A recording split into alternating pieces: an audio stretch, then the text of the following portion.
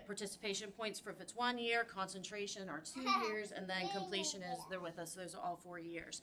And then we also get points based on work-based learning, and that's where they actually document, like whether they're doing food handling courses or where they work with Mr. Shepherd during football games, and those types of things. So they get credit for that. Or with the ag program, if they go and they work lawn care or they're ham and bacon, so they can document all of that time. So we get points for that. We also get points based on their performance, on how they do on the NOCTI assessment.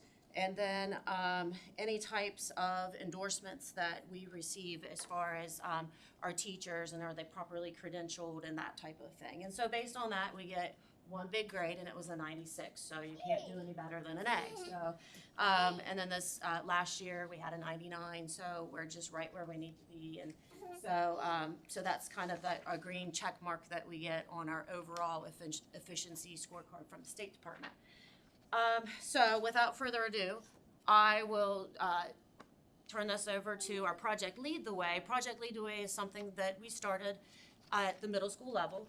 And it's a tried and true curriculum, and so Mr. Regal and Michelle Weekly have been great to help us kickstart it. And so I'll turn it over to you, and they can share with you the programs that we have, what they've been doing, and this will be great for these guys because once you get to middle school, you can cool stuff. maybe some stuff to do.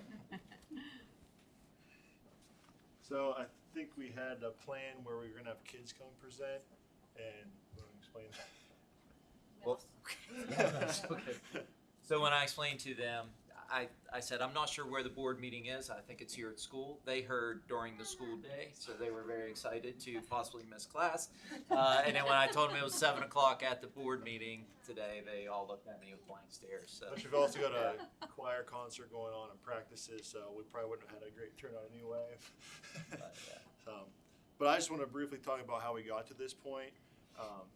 This is my 4th year, and one of the things that we wanted to get going was more CT offerings for middle school students. And we've got a perfect situation with our setup, obviously sharing a building with the high school.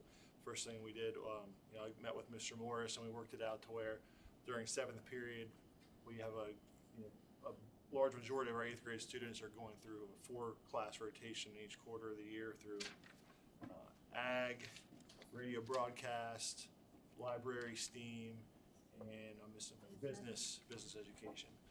So that just kind of gives them a little taste of different pathways that they can take advantage of in high school. So hopefully it narrows down their focus a little more as they go into high school. They have a game plan in place for what CTE path they want to take advantage of.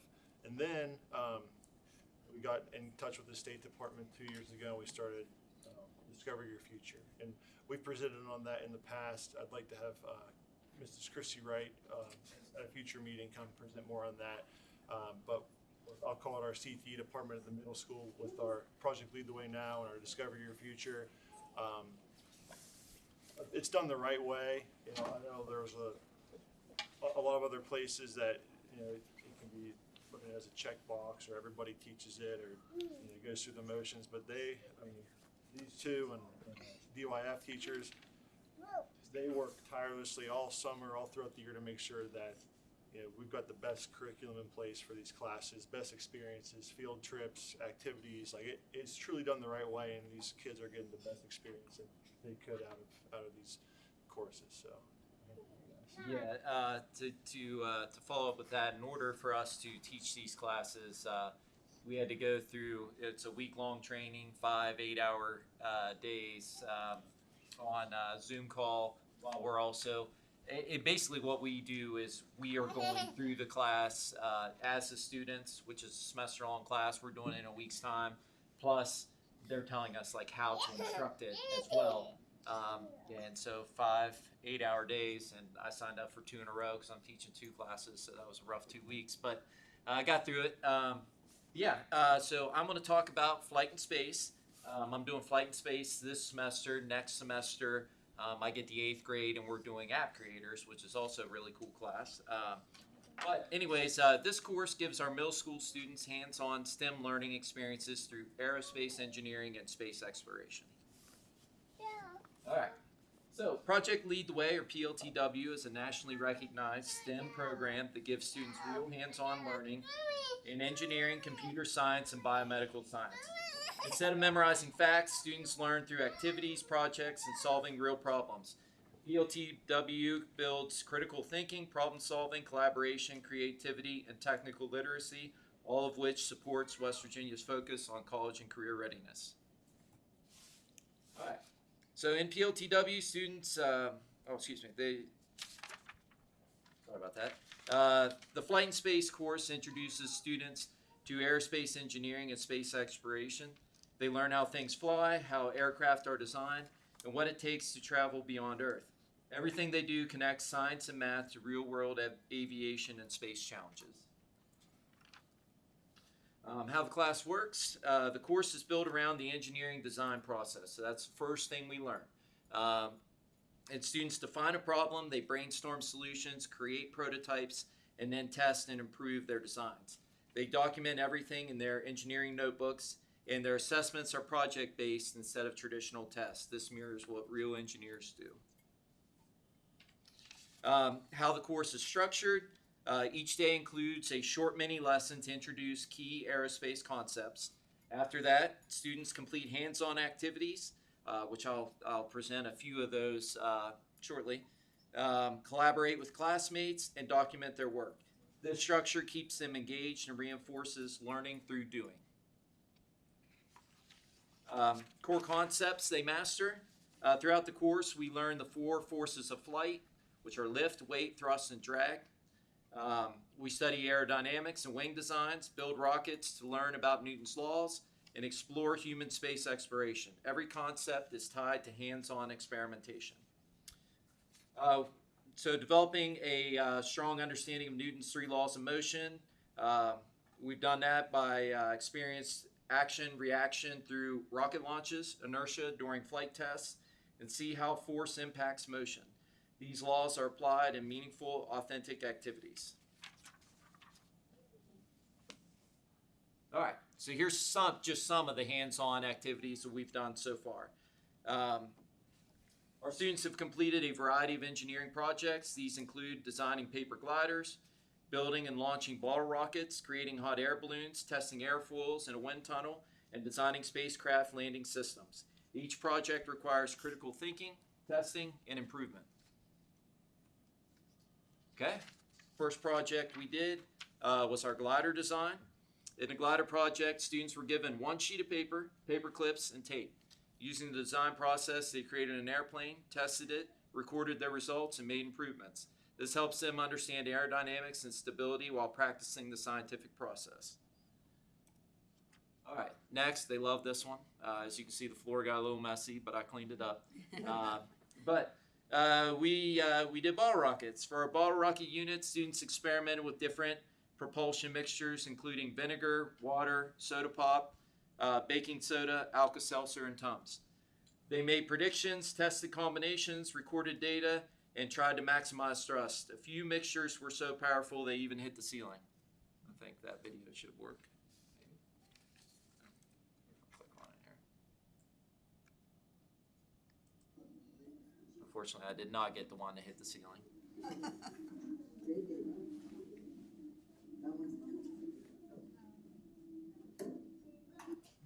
All right. That one was a little underwhelming, of course. All right. Here we made pudding using the exact mixture that astronauts make. We also learned about the different nutritional and calorie requirements in space. As you can see, one of them liked the pudding, one of them did not. I thought that was a perfect capture of the mixed feelings on the pudding. Yeah. All right, so drones, okay? Students also explored careers in drone technology. They completed the Trust certification test. Most of them became certified recreational drone pilots and then applied the concepts like pitch, yaw, and roll while flying drones right outside the school. This is one of the most exciting and career-focused parts of the course. I really enjoyed that one. Why this course matters. Okay. Flight and Space supports several key district goals: career exploration, equitable access to STEM education, and preparation for future pathways. This program ensures our students have high quality opportunities. And finally, sorry, that was that slide. Yeah, like I said, career exploration, equitable access, and future pathways. And finally, the impact on our students. Students leave Flight and Space better prepared for high school programs and future STEM opportunities. They develop confidence, teamwork skills, and real-world problem-solving abilities. This course isn't just about building rockets, it's about building our students' ability to problem solve and think critically. You guys have any questions for me? Like I said, thank you. Yeah, I'm really enjoying these classes. I'm excited to do app creators in the spring. Anyone that's I'd love for you guys to come check it out anytime. There, 4th and 5th period every day. Well, Mrs. Weekly getting set up. I forgot to mention too. This was all made possible through the PLTW grant we applied for to get it started, and we should be able to apply annually and fund the whole entire program, all the classes. So all the starting material, it's a lot, and stuff you can reuse, I believe. Yeah, absolutely. Yeah, most of it is reusable. Every winter and keep it going.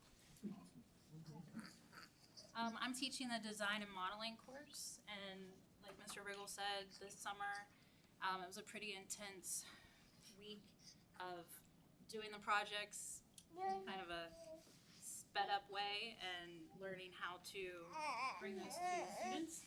I had 6th graders this semester. Next semester I'll have 7th graders, and they made this presentation. Our first project was creating an ankle-foot orthosis for a patient with cerebral palsy. So they got to kind of learn about what cerebral palsy was and how, if you're designing anything, you need to know what the user needs and what the criteria is. And they learned how to work as a team, and those were their final projects. And they learned how to, once they started design, to test it, make it better, and that's how we introduced the scientific method to them. We did some mechanical drawing, which I hadn't done since I was in Mr. Dave Kimball's class in the late 90s. But we had a lot. This is just one simple example. They learned how to do the 3 views and the isometric views, and they learned how this is how architects and other people look at what they want to create and how they make sure that it's the right shape and the right measurements. Then they had to use a drawing of a floor skimmer, which it just with a rubber band. If they did it correctly, it went pretty far down the hallway. And then we measured those, how far they went, and then we used that as a lesson in statistics. So we kind of got to do some fun math with that too. And the ones that followed the drawing more accurately, theirs went further. Then we used a program called Tinkercad, which is a free program that lets them do computer-assisted drafting. So we kind of took some of the things we drew on paper, that red figure on the left, and we put it on the program to see how we can manipulate things a little better and do it a little more accurately. And then they did a name tag, which if we had 3D printer available, we probably would have printed those. And then they did birdhouse. And then we made, they designed a cup, it could be a tumbler or a coffee mug, and then we used Canva to create a magazine to sell whatever they designed. You can kind of see one Stanley-looking cup there, and then this was somebody did a coffee mug, and that was more just getting them more comfortable with the program. And then one that we just finished up was they designed these building blocks, kind of like Tetris pieces that fit together to make a 3x3 cube. And then we have, well, we spray painted them, which was a whole other lesson in itself, apparently. So they don't look great, but they there's spray paint all over my like rubber paint tubs. But they did make puzzles, and then they were giving them to each other to time how long it took to put together, so that they could categorize it as easy, medium, or hard. And that was an example of how they designed their pieces that fit together. And then, as kind of a side quest, they wanted to design a DJ stand for Mr. Winters. And those were some that they came up with. But then they kind of backed away when he wanted them to build them. They said, we're not doing that. So, but they had fun, again, learning the Tinkercad program. They're a lot more creative than I am. And then our last projects, I only have them for a couple more weeks, is designing a therapeutic toy. They actually, today they picked, there are 6 children that they were given a little profile about, and they have to design a toy to help with whatever their therapeutic goal is. So for example, Alex over there is trying to work on his wrist extension, and it also gives them some information about things he likes. And then Maria is working on her pincher grasp. And so they're working together in teams to try to come up with a prototype for a toy that would help with that. So I think besides the engineering stuff, I think there was also just some more awareness of like occupational therapy stuff and all the other pieces that go into every single design or product that we see in the store. So that's it for design and modeling. Questions? I like this class too. It's fun. It's a little more relaxed, but we're always busy, which sounds, opposite, but it's a really good program. It really is constant collaboration in these classes, and it's not something that kids naturally get all the time, and that's pretty much every single day, and that's how the class is designed. So it's a wonderful program. Yeah, it's been good. That's very good. That is really good. Good job, guys. Thank you. Skills they get from Project Lead the Way will lead right into our CTE programs, our career and technical education. That's what CTE means. See, in the world of education, we live in acronyms. So we know them. So the people who are not in education may not know them. So it's career and technical education. So these classes lead right into that for the high school years. Ms. Kimball, did Mrs. Midcat make it? Seen her? She's coming into Middleburg. Is she coming in? Well, okay, so I can stall one more time. Okay. One of the agenda items on there is the World of Child Nutrition. This year was a review year for us. Every 5 years, the State Department comes in and they do a monitoring. And that's more or less to make sure that we're doing the things that we're supposed to be doing, we're serving the food we're supposed to be serving, and then we're claiming, since federal dollars are tied to it, that we're accurately doing that. So in October, they came, they viewed Sistersville Elementary, so they came one whole day and visited in the kitchen. So they talked with the cooks, they talked with Krista, Mrs. Devon. They made, they watched breakfast, they watched lunch, they looked at our head cook's production records. They looked at her HACCP plan, which is her food safety plan, and anything else. They looked at the snack program or anything else that, federal dollars are tied to. And they passed with flying colors. There were absolutely no issues whatsoever. They're very complimentary of the school. Just the overall atmosphere and how everybody is very happy and gets along. And so they were quite pleased. And that was, I think, the same impression that you received. And then so day 2, they come here to the central office and they pick apart My World.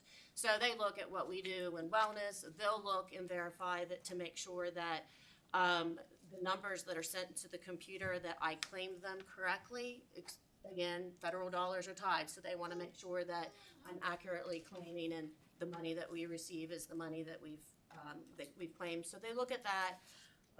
They'll look at my HACCP plan, they'll look at the training that I provide with the cooks, they'll look at, I have a binder that I had to create with the, because I have to give the cooks the menus, and then I have to give them the product to order and all of that, so they look at that.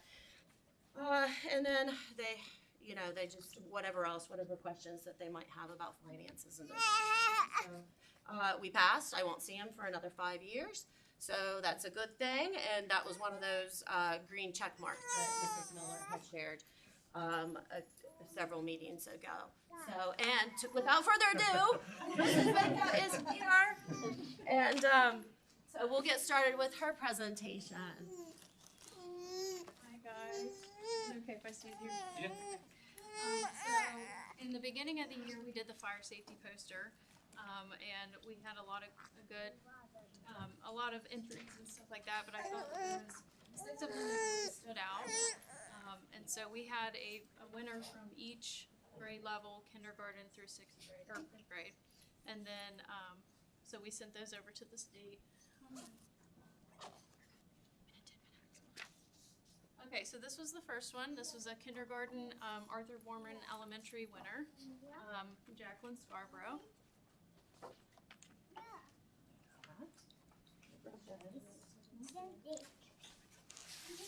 Is she here? Okay, the next county level winner was Derek Beatty. He's from Sistersville, 1st grade winner. Derek, come on.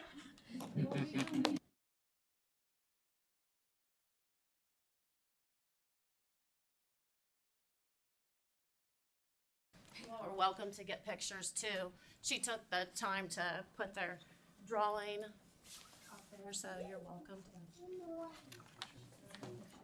Here, I'll get your picture, buddy.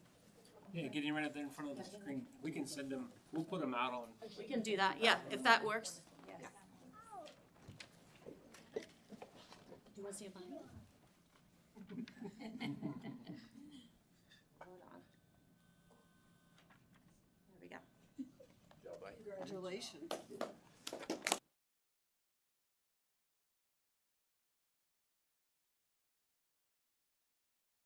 All from Arthur Borman, 2nd grade.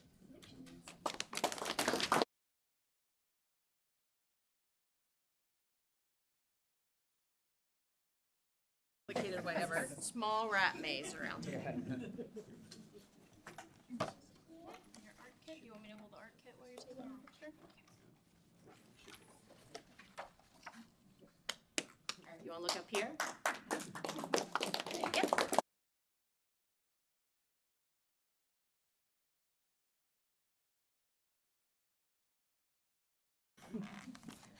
This way this time.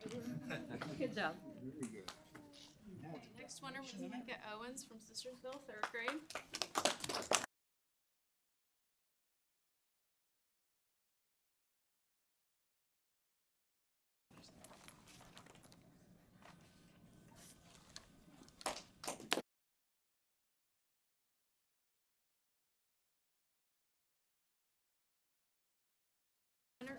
Fourth grade winner was Preston Street from Arthur Borman. Preston here today. Okay, next county level winner, this was a 5th grade student, Emma McNeely. I included this photo because you can see her picture being judged in the office at Charleston, so I thought that was pretty neat to include. Is Emma here? Okay. All right.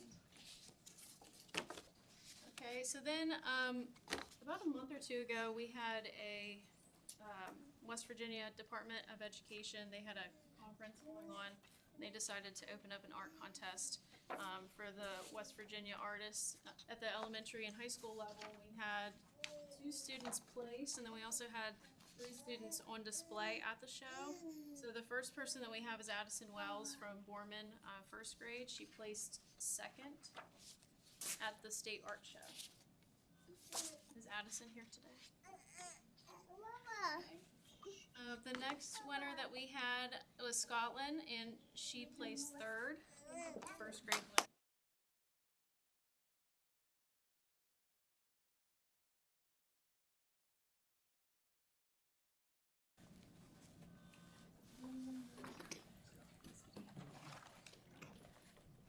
also had 3 students on display at the art show. So the first person was Kyra. She's a first grade student at Arthur Borman. That's Kyra here. Next student that was on display was Jameson. Good job.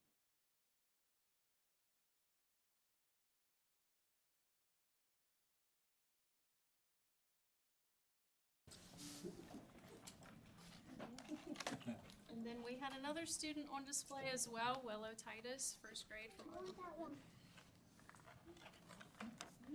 So I'm pretty proud of all these little artists. They did a great job, and they continue to do so. So congratulations, guys.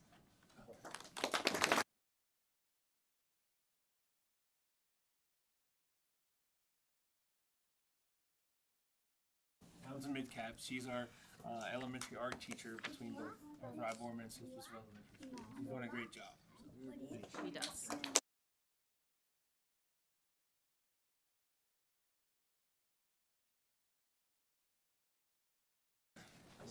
What's going on? All right. Thank you all for your patience. Thank you.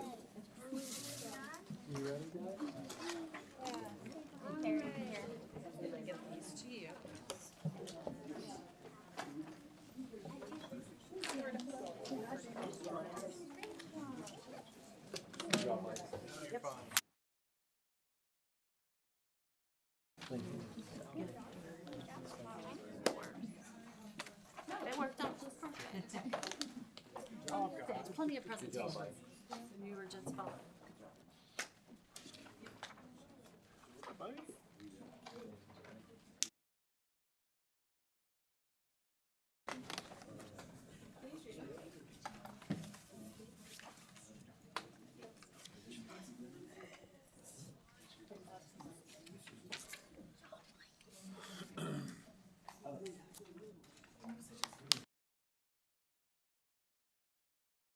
We'll continue on with the meeting.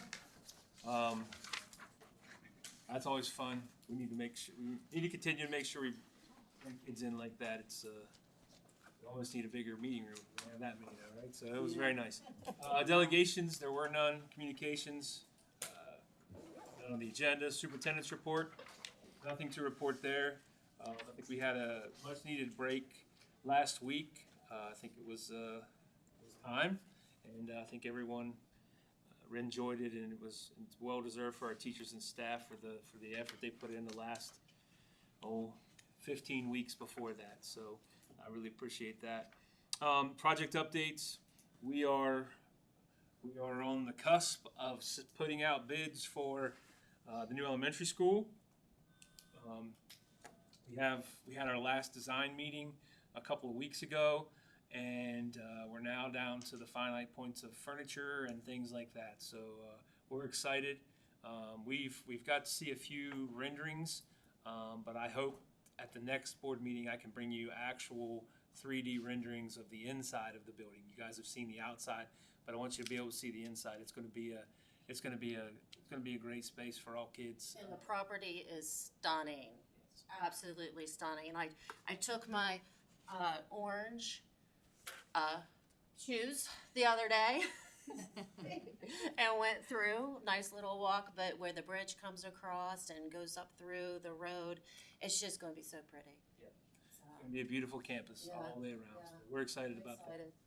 that. Curricular updates, nothing at this meeting. Committee reports. Thomas and I did attend a mock time meeting. Nothing really to report from there, though, I didn't think. Any other committee meetings? I was at the Sistersville Library meeting. We really, they're working on the, I'll get this wrong. I think it's the Susquehannial or something of Sistersville, and the library is going to be responsible for doing a large portion of the, I guess, event they're going to have for it, for Sistersville. So we've been working on that. I will get the name of how many years it has been the next time, because everybody always has a problem figuring out what it is when they're talking about it.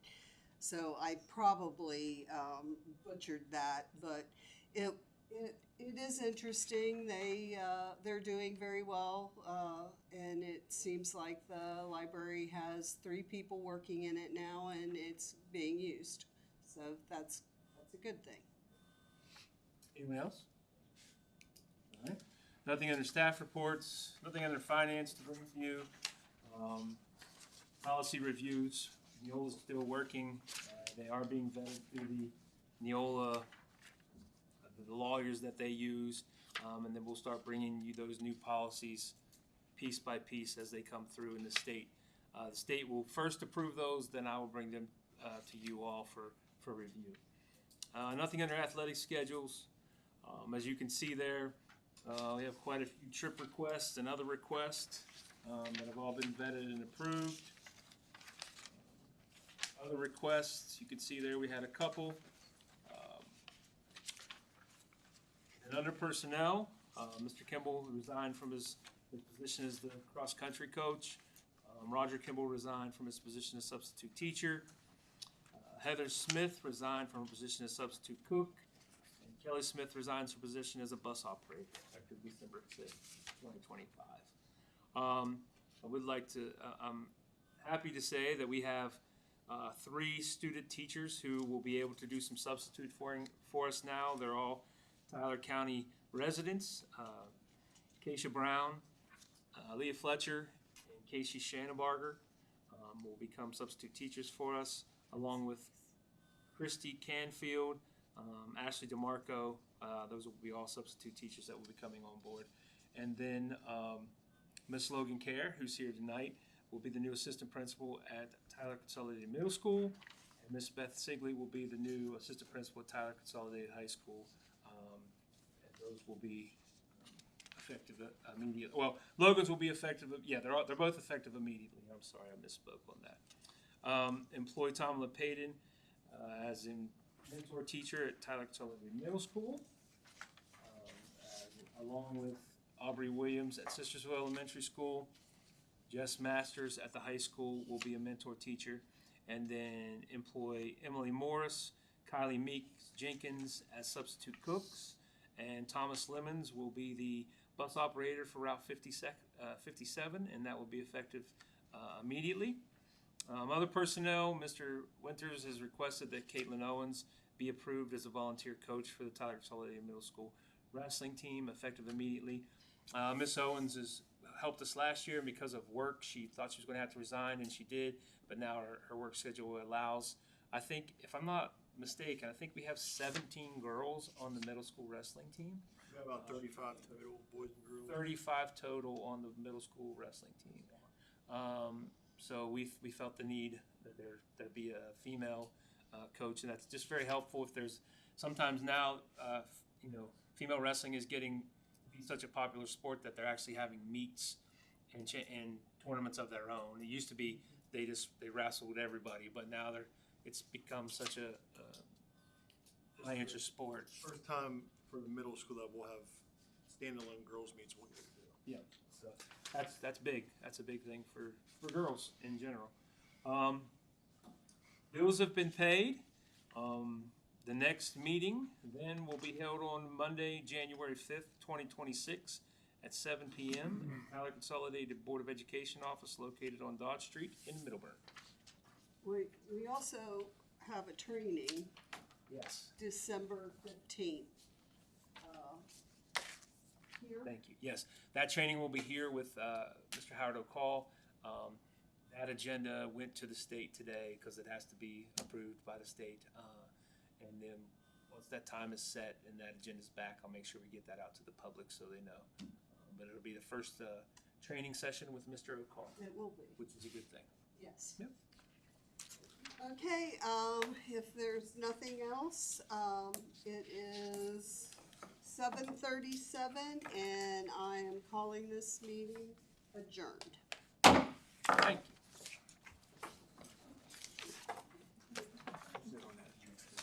No, Jump right in. Howard, I'm off in the afternoon.